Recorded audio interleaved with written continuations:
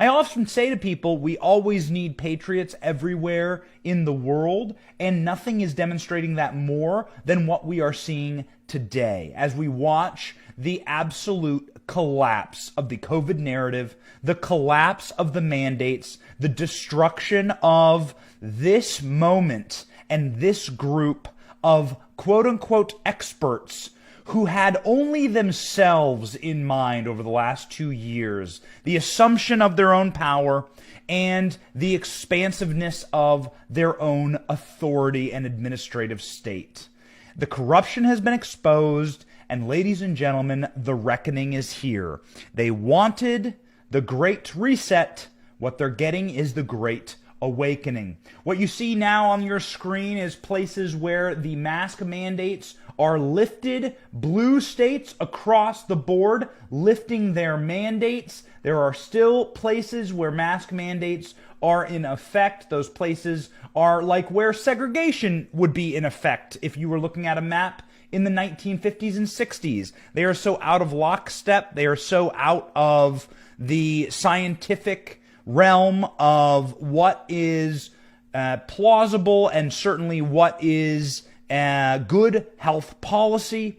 Indeed, ladies and gentlemen, you have a moment here where even Joe Biden's own party is turning on him and backstabbing him. And all you need do to see what's about to happen to the Democratic Party in November, nearly 8 months from now, just a few months away, all you have to do is look north, directly across the border, and you can see what happens when a nation collapses in on itself and says, enough with the dictatorship. Enough with you. Perhaps a man with daddy issues, perhaps a man who has dictator in his blood, a guy we refer to as Castro Jr., not having a great time up in the great white north, or depending on which race Justin Trudeau decides to be today, we can call it, maybe the Great White North isn't the right way to call it Canada, but that is what we will say. It is collapsing. The tyranny of the Canadian state is falling to pieces. Saskatchewan has said, we're finished. The honkening has come, and the honkening has won. We are dropping our mandates. Clip 1. There's been a lot of discussion lately about whether it's time for us in Saskatchewan to look at ending all of the remaining COVID measures and restrictions that we have in place. Well, I think it is time. I'm concerned that COVID being the constant topic of conversation and dictating our daily lives will have a negative long-term impact on each of us in this province. We are not Canadian geographic or political experts, so we are very excited to tell you that that is Scott Moe. He announced that he is easing all of the restrictions on Tuesday. They can't just say all the restrictions are done. I don't know why. You've lost. And as you note, when domino falls, they all begin to fall. In Saskatchewan, vaccine passports, negative test requirements on Monday. The mask mandates will end on February 28th. Clip 2. It's time for each of us as individuals now to make a conscious effort to treat everyone in our daily lives that we encounter equally. It's also time for the proof of vaccination mandate to end. So effective at midnight this Sunday, February the 13th, all provincial proof of vaccination requirements will end. In Saskatchewan businesses, in venues, and provincially regulated workplaces, this means that the proof of vaccination or the negative test option that we provided will no longer be a provincial requirement. Starting on Valentine's Day, February the 14th, this will be the case. This will leave one remaining COVID measure in place, and that is indoor masking. That measure remains in effect until the end of February. So, the end of vaccine passports on Monday in Saskatchewan. Businesses and workplaces and other public venues will no longer be mandated by province to require proof of vaccination or negative tests. So here's what you're having in Canada. You're having now a two-tiered system. It's much like in America. And the problem with the administrative medical establishment in America is that Florida wasn't supposed to happen. There wasn't supposed to be a Florida. There wasn't supposed to be a free state. There wasn't supposed to be a big state that was saying, no, screw off. We'll remain open. We'll keep our beaches open, our hotels, our theme parks, our restaurants, and people will just live normally. And we're just going to deal with it. And by the way, we have 23 million people, which is the population of Florida and quickly growing. And everyone's going to be fine. In fact, depending on the month, we may have the lowest COVID death rate in the country. We'll certainly have the highest rate of happiness and people who care about their lives and who wish to remain happy, and they'll wish to remain in Florida. And it broke the back of the narrative. You see, once you have a couple of states that say, screw this, we're going back to normal, you can't contain that. You can't keep power. It's going to slip through your fingers, and that's what's happening inside of Canada. It's a wonderful thing to see, and it's not just Saskatchewan. Alberta, last night, is now moving to end the vaccine passport system entirely and to eliminate their restrictions. This, according to The Star in Canada, Alberta's vaccine passport program will come to an end by midnight on Tuesday, Premier Jason Kenney has announced. The passport system, dubbed the Restrictions Exemption Program, God, straight out of George Orwell, is the first time the province's current public health restrictions will go into a phased approach laid out by Kenney at a press conference on Tuesday. Now it's time to begin to learn to live with COVID, said Kenney. These restrictions had led to terrible divisions. We cannot remain at a heightened state of emergency forever. We have to begin to heal. Kennedy said that he will be lifting the restrictions also for children. Let's go ahead and play some of these clips of Premier Jason Kenney saying this in Alberta. Clip 3, let's go. Today, the COVID Cabinet Committee has approved a number of measures that constitute a careful and prudent plan to remove Alberta's public health restrictions and move on from a widespread pandemic response to get our lives back to normal. So also Kenney said, and this is, of course, the most important thing, the reason why we are protesting, the reason why we are fighting is for our children, for their future. We do not want them to grow up inside of a biomedical security state where your rights have tie-in to an app that the government controls, as Robert F. Kennedy says. When you let the government control an app that controls your rights, they are no longer rights, they are privileges. And they can be flipped on and they can be flipped off. You do not want that world. Trust me. Have you seen the people who are flipping the switches? Dr. Fauci, so short he couldn't even reach a light switch. Probably plenty of kids in Canada taller than Dr. Fauci. Clip 4, Kennedy says, lifting restrictions on children. First starts with children and youth. Step 1 will remove almost all restrictions affecting children, including removing the mask mandate for all K-12 students effective this weekend. Outside of the school setting, kids 12 and under will now be exempt from the general mask mandate that will continue to apply in indoor settings for approximately 3 weeks to come. As I have long said, kids have been subjected to a heavy and I think unfair burden throughout the pandemic. And it is given the very low threat that COVID-19 poses to the health of children. Hell yes. It's time to let the kids be kids. Why is this so difficult to say? Why is this so difficult? Why? What type of sickness is inside of the skulls of these people? Exactly who hit them? Who hurt them? Stop hurting the children, you monsters. The first province to remove nearly all restrictions on children, including kindergarten through grade 12, mask mandate, by the coming weekend will be Alberta. Good for you. Children who are 12 and under won't have to abide by the general mask mandate in Alberta. The general mandate still applies to the rest of the population and will be phased out. There'll be some capacity limits and so on, but ladies and gentlemen, here's your issue if you're the tyrant.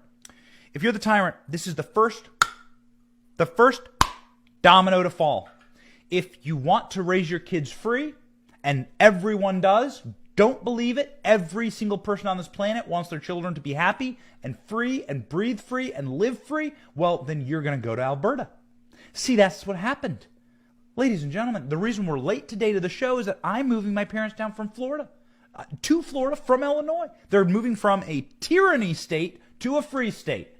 That's called federalism. That's the design of this whole system, you see. Free people can go about and move and vote with their feet and their cash, and the money from the taxes that would go to Quebec will now go to Alberta. And places in Alberta will see massive growth. Florida will see massive growth. +2 today with my mother and father. And it's wonderful to see that people can just say, screw you. And guess what? In these systems, especially in representative systems, when Florida gains 2 or 3 more million people, that means less electoral votes for the blue states.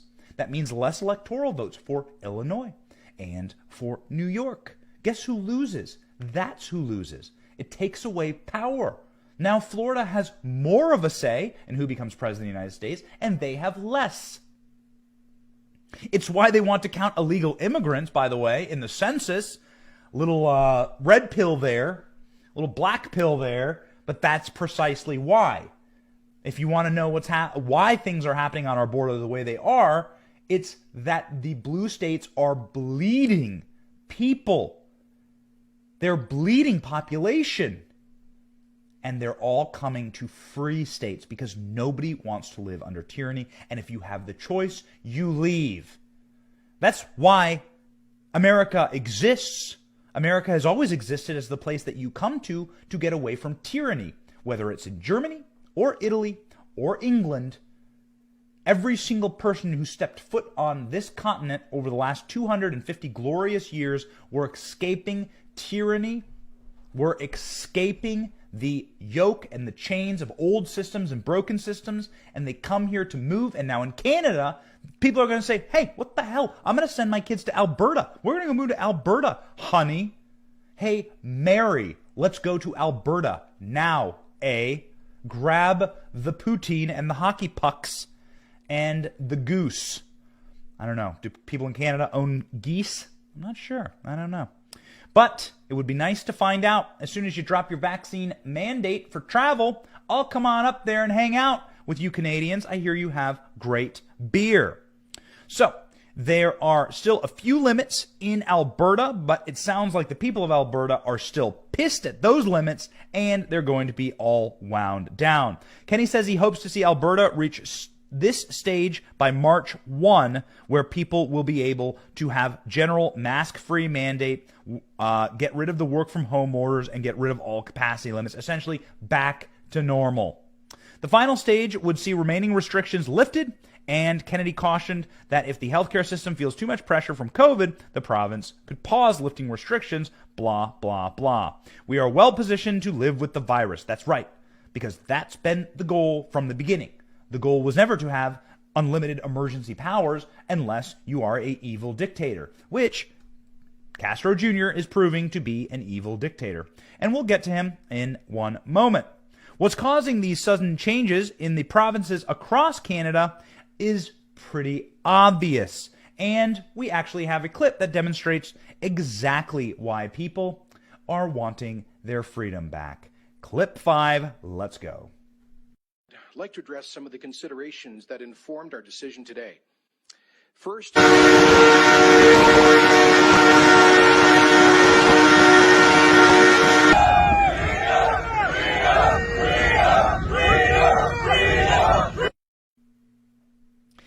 we are just so excited for Canada. We're so thrilled for our brethren in the North.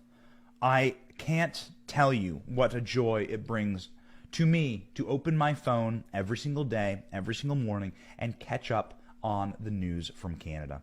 We're so inspired by you.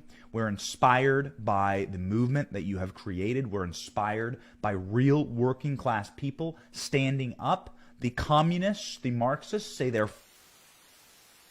for the worker uprising. They say they're for the workers of the world uniting. They're liars. They're lazy. They live inside of their parents' basement with Cheeto dust across their chests. They've never done a day of labor in their life. They spend their days on Twitter bitching and complaining. These people are not your friends. We are the working class. We are the backbone of society, and we are standing up to tyranny. And I'm so proud of my Canadian brothers and sisters in the freedom movement.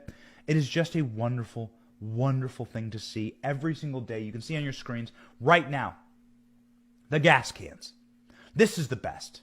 This is the best.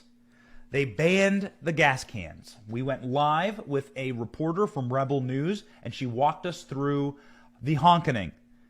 Truckistan. She walked us through a couple days ago and showed us that the police, the Gestapo in Canada, have now confiscated gas cans, made it illegal to walk down the street with a gas can so that they can try and freeze out the truckers living in their cars with their children. What you're seeing on your screen right now is all of the kids carrying gas cans, all of the mothers and fathers and patriots carrying gas cans to the protest. Arrest us all. You can't arrest us all, so try it. Try it. Man, and then they set the gas cans up and they essentially encircled Parliament. It was such an act of beauty, peaceful defiance. This is the kind of stuff that breaks the backs of dictators. This is Gandhi-style stuff. This is Gandhi-style imagery. You can see the gas cans lined up there along the street.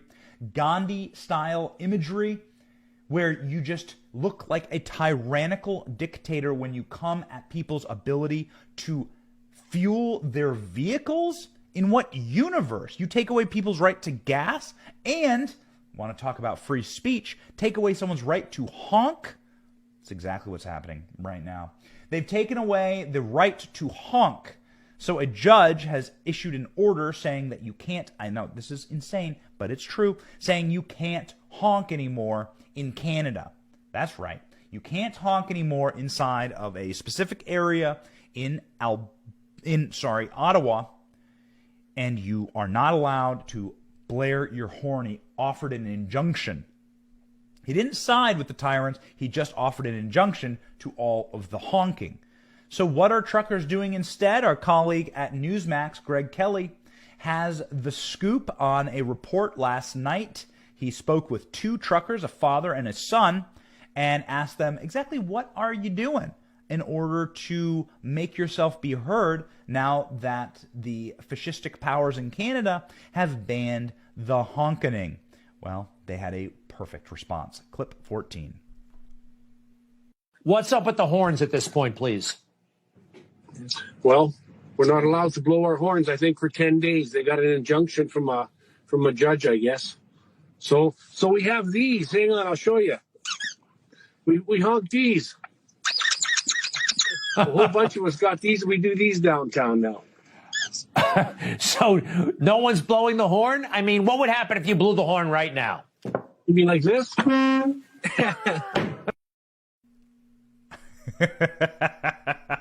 They're still honking. They're still honking. They got the squeaky toys. They have a happy spree de corps, and that's why we will win. I tell you what, I'm so encouraged at this entire movie. So we will win because we're happier. We'll win because we have joy in our hearts. We'll win because we have something to fight for other than just raw, unadulterated, naked power. We have families to fight for. We have a God. We have religion. We have a culture and a society that we're proud of. Unlike our elites who are often childless, sad, barren, godless, atheistic, miserable losers. It is so sweet to hear. It is so beautiful to see clips like that. Father and son fighting together. There is so much passion. There's so much joy. And we are truly excited to announce that we are winning, right? The Canadian truckers have taken upon their backs the cause of freedom around the world, and now they are winning.